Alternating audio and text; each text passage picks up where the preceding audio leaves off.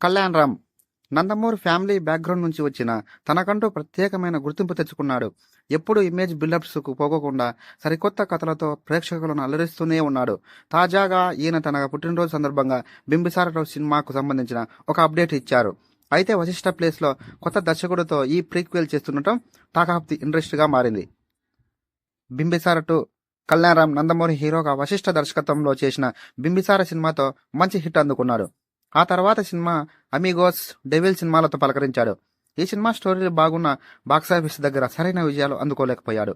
ప్రస్తుతం కళ్యాణ్ రామ్ ప్రదీప్ చిలకూరి దర్శకుడిగా పరిచయం అవుతున్నారు. తాజాగా తన పుట్టినరోజు సందర్భంగా బింబిసార 2 అనౌన్స్ చేశాడు. ఈ సినిమాను బింబిసారను డైరెక్ట్ చేసిన వశిష్ఠను కాకుండా అనిల్ పాదోరి డైరెక్ట్ చేస్తున్నాడు.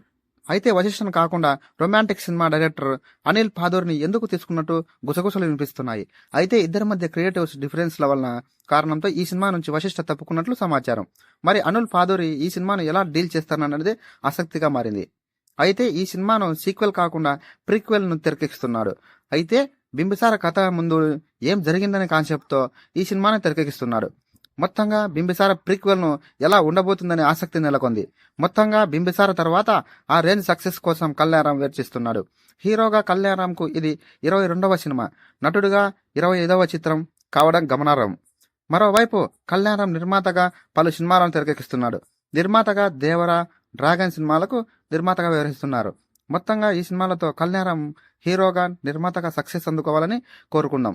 Thank you very much. ఈ వీడియో నచ్చితే ఒక లైక్, ఇలాంటి మరిన్ని వీడియోస్ కోసం మన ఛానల్ని తప్పకుండా సబ్స్క్రైబ్ చేసుకోండి. Thank you very much. జై హింద్.